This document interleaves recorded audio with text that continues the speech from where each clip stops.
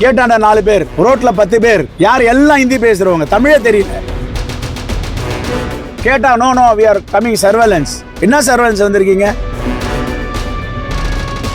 ஏன் எங்களுக்கு இந்த பிரச்சனை? அதிமுக வேட்பாளருக்கு ஏன் இந்த பிரச்சனை இல்லை?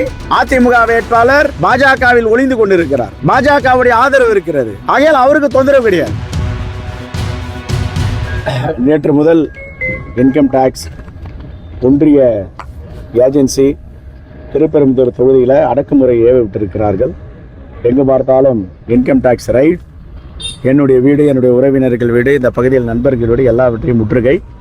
இன்று காலையில் தலைவர் ராகுல் காந்தி 11 மணிக்கு திருவனந்தபுரம் வருகிறார். நான் இன்று காலையில் திருவனந்தபுரம் செல்ல வேண்டும். 4 விமானங்களில் ஏதாவது மதுரையோ தூத்துக்குடியோ திருவனந்தபுரமாக போகலாம் என்று திட்டமிட்டிருந்தோம். நேற்றைக்கு இரவிலிருந்து சீருடை அணியாமலும் தமிழ் பேச தெரியாதவர்களும் தன்னை மத்திய வருவாய்த்துறை இன்கம் டாக்ஸ் என்று சொல்லிக்கொண்டு நான் இருக்கும் பகுதிகளில் முற்றுகையிட்டு காலை விமானங்கள்லாம் புரட்ட பிறகு நான் 11 மணிக்கு அங்கு செல்ல முடியாது என்ற பிறகு அவர்கள் கலைந்து போகிறார்கள்.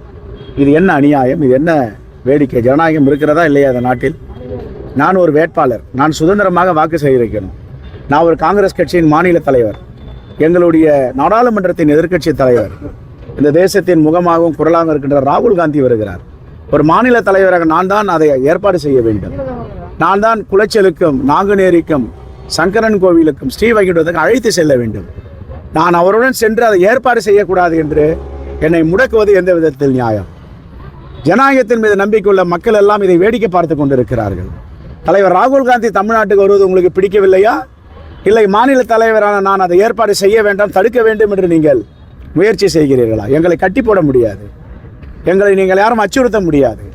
அச்சமில்லை என்று எங்கள் முப்பாட்டன் பாடிக்கு வைத்து போட்டிருக்கிறார். நாங்கள்லாம் அதை உள்வாங்கி இருக்கிறோம். ஆகவே இதை வன்மையாக கண்டிக்கிறோம்.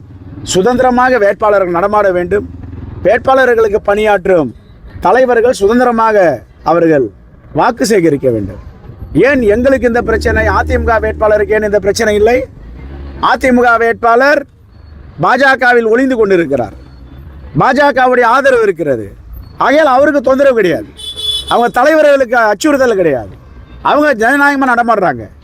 நாங்கள் ஜனநாயகத்தில் நடமாட முடியுதா? ஏன் எங்களை இப்படி அச்சுறுத்துகிறார்கள், துன்புறுத்துகிறார்கள், வேதனைப்படுத்துகிறார்கள் சோதனை என்ற பேரில்?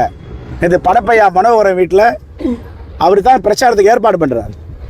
அவர் வீட்டில் 6 மணிக்கு போனவங்க 10:11 மணி வரைக்கும் பீரோவை ஒடிப்பது, கட்டளை ஒடிப்பது,